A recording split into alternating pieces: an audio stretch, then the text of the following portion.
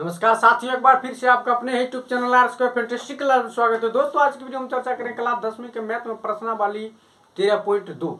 और दोस्तों प्रश्नावली 13.2 का फर्स्ट क्वेश्चन आपको ये कह रहा है, एक ठोस एक अर्धगोले पर खड़े हैं, एक शंकु के आकार के, यानी एक ठोस एक अर्धगोले पर खड़े एक शंकु के आकार के है जिनकी त्रिज्या 1 सेंटीमीटर है तथा शंकु की ऊंचाई उसकी त्रिज्या के बराबर है। तो इस ठोस का आयतन पाई के पदों में ज्ञात करना बहुत ही इंपॉर्टेंट है, और जितना ही इंपॉर्टेंट है उतना ही इंपॉर्टेंट तरीका से हम आपको बताएंगे। फिलहाल दोस्तों डायग्राम से हम आपको रूबरू कराते हैं। डायग्राम कैसे बनाया जाता, मैं आपको डायग्राम बनाना सिखाऊंगा, डायग्राम से क्लियर करवाऊंगा, डायग्राम से सेटिस्फाइड करवाऊंगा, डायग्राम से अंडरस्टैंडिंग करवाने का काम करूंगा। केवल आप वीडियो पर तक बने रहे। तो दोस्तों क्वेश्चन कहा कि एक ठोस एक अर्धगोले पर खड़े एक शंकु के आकार का, यानी एक ठोस जो है जो अर्धगोले पर खड़े एक शंकु के आकार का। तो ध्यान देंगे, एक ठोस जो है दोस्तों इस प्रकार से अर्धगोले, मान लीजिए ये एक अर्धगोला बना रखे हैं हम लोग, ठीक है। ये एक दोस्तों क्या बन गया, अर्धगोला बन गया। अब इसके ऊपर क्या है, एक शंकु है। इसके ऊपर क्या है दोस्तों, इस प्रकार से क्या शंकु है। समझ में आ गया दोस्तों, क्वेश्चन समझ में आ गया। अब क्वेश्चन आपको ये कह रहा कि त्रिज्या जो है दोस्तों 1 सेंटीमीटर है, इसका त्रिज्या क्या है, यानी कहने का मतलब दोस्तों त्रिज्या जो दिया है 1 सेंटीमीटर दिया है। अब जो बेलन की त्रिज्या, जो शंकु की त्रिज्या वही अर्धगोला की त्रिज्या होगी, और ऊंचाई भी क्या होगा उसकी त्रिज्या के बराबर। अर्थात यहाँ से हम लोग लिखेंगे कि शंकु की जो अगर ऊंचाई मान लेते ये भी 1 ही सेंटीमीटर है, क्योंकि क्वेश्चन वो पहले ही कह चुका है। तो अब आप हम लोग यहाँ से लिखेंगे, मान लीजिए शंकु की त्रिज्या 1 सेंटीमीटर और इसकी ऊंचाई भी क्या चला आएगा दोस्तों 1 ही सेंटीमीटर है, क्योंकि दोनों बराबर का। अब हम लोग चलेंगे अर्धगोला में। तो अर्धगोला की त्रिज्या दोस्तों वही होगा, अर्धगोला की त्रिज्या मान लेते हैं 1 सेंटीमीटर ही आएगा। तो तब जाकर क्वेश्चन कर रहा है कि दोस्तों ठोस का आयतन निकालने किसके, पाई के पदों में। तो ठोस का आयतन बराबर लिखेंगे प्रश्न से क्या, ठोस का आयतन बड़ा शंकु का आयतन प्लस अर्धगोला का आयतन। तो चलिए शंकु का आयतन प्लस क्या, अर्धगोला का आयतन, अर्धगोला का आयतन। कोई दिक्कत नहीं, यहाँ तक आपको अंडरस्टैंडिंग हो गया। चलिए शंकु का आयतन क्या होता, 1/3 पाई आर स्क्वायर एच प्लस अर्धगोला का आयतन 2/3 पाई आर क्यू। कोई दिक्कत नहीं। अब देखिए यहाँ से दोस्तों अगर आप 1/3 पाई आर स्क्वायर कॉमन ले लेते हैं तो इसमें क्या बच जाएगा, एच बचेगा। इसमें क्या बचेगा दोस्तों 2r बचेगा, चूंकि आप 2/3 को लिख सकते हैं ना, 2 गुना 1/3, 1/3 ये तो बाहर आ गया ना, तो इसमें 2n बचेगा ना, वही चीज था। तो यहाँ पे r बच गया। अब यहाँ देखिए 1/3, चूंकि पाई के पदों में ही कहा तो पाई, r का मान क्या था दोस्तों 1 के स्क्वायर इंटू h का मान भी 1 और प्लस 2 गुना 1, तो 1/3 पाई और 1 के स्क्वायर 1 में गुना करेंगे तो उतना आ जाएगा।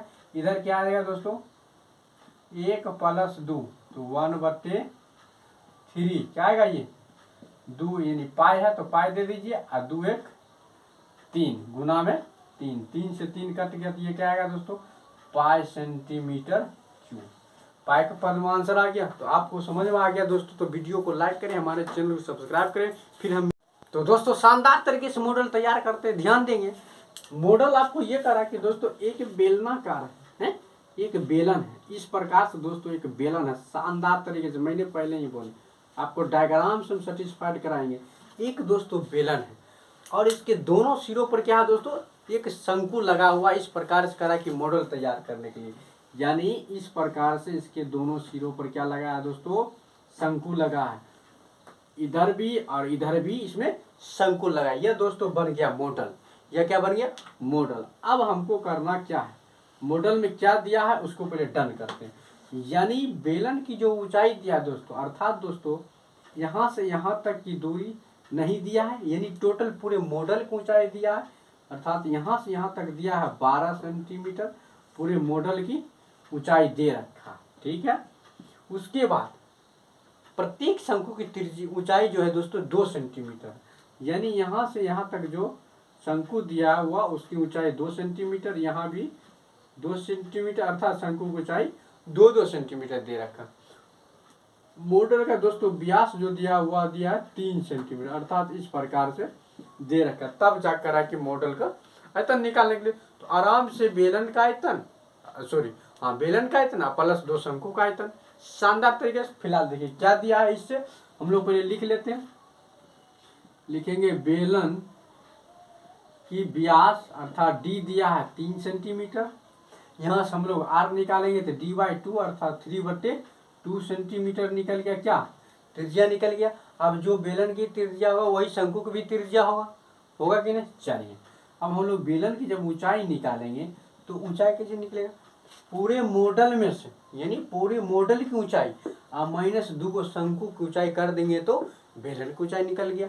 तो चलिए पूरे मॉडल की ऊंचाई कितना दिया 12 और -2 शंकु की ऊंचाई तो 2 और 2 4, तो h बराबर निकल गया 9 सेंटीमीटर। अर्थात बेलन की जो ऊंचाई दोस्तों निकला यहाँ से यहाँ तक की दूरी वो निकल गया 9 सेंटीमीटर।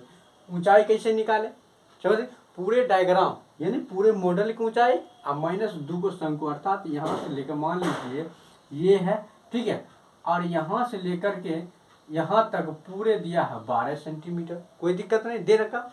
अब यहाँ से यहाँ तक यहाँ से यहाँ तक 2 दिया तो ये बीच वाला आराम से निकल जाएगा ना, 2 और 2 4, अब 12 में से 4 गया तो कितना आ गया दोस्तों, ये 8 आ जाएगा। ये आपका आ गया 8 सेंटीमीटर।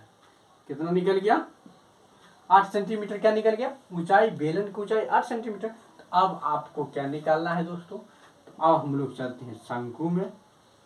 तो शंकु की त्रिज्या जो बेलन की त्रिज्या वही शंकु की त्रिज्या, अर्थात 3/2 सेंटीमीटर। इसकी ऊंचाई दे रखा है 2 सेंटीमीटर। तो आराम से आप निकाल लीजिए ना, क्या बोले तो मॉडल का आयतन बराबर बेलन का आयतन प्लस 2 को शंकु का आयतन। तो आराम से यही कारण दोस्तों। तो लिखेंगे मॉडल की आंतरिक, या फिर लिख लेते हैं मॉडल का सीधे आयतन। तो चलिए प्रश्न से मॉडल का आयतन बराबर बेलन का आयतन πr² प्लस 2 शंकु का आयतन। तो शंकु का आयतन क्या होता है दोस्तों, 2 गुना 1/3 πr²h। 2 शंकु का आयतन हो गया ना। अब चलिए यहाँ से दोस्तों अगर आप πr²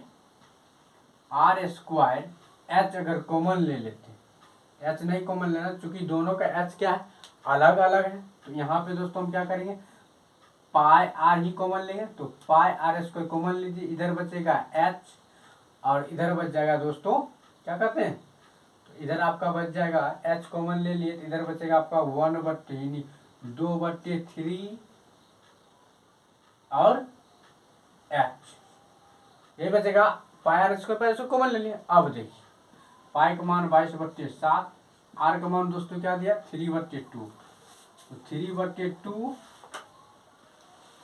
और गुना 3/2, ठीक है। उसके बाद इनटू में h का मान क्या दिया दोस्तों, यह है बेलन को चाहिए, तो बेलन को चाहिए दिया 8 और प्लस 2/3 और शंकु को चाहिए दिया है 2, कोई दिक्कत नहीं। अब यहाँ के बाद यहाँ देखते ये कटेगा 2 × 2 11 दूना 22 तो 11 तिया 33, या फिर ऐसे कर दे 3 तिया 9 11 9 99 और बट्टे 99 और बट्टे क्या आएगा 7 दूना 14। इधर क्या बचेगा दोस्तों 8 प्लस 2 दूना 4 और बट्टे में 3, तो 99 यहाँ के बाद यहाँ देखते हैं 99/14 इसको भिन्न के जोड़ कर देंगे तो ये क्या चलेगा दोस्तों 8 × 3 = 24 और प्लस 4 और बट्टे में 3, ये आएगा 99 बटे 14 और गुना 24 4 28 बटे 3, 14 इकाई 14, 14 दूना 28, 3 इकाई 3, आई 3 तिया 9 और 3 तिया 9 यानी 33 और गुना में 2, अर्थात दोस्तों 66 सेंटीमीटर क्यूब मॉडल का आंसर हो जाएगा। समझ में आ गया दोस्तों, ये सेंटीमीटर क्यूब हुआ। अगर दोस्तों क्वेश्चन आपको अच्छा लगा हो, अगर वीडियो आपको अच्छा लगा हो तो हमारे चैनल को सब्सक्राइब करें, वीडियो को लाइक करें। फिर हम मिलते हैं आपको नेक्स्ट वीडियो में दोस्तों।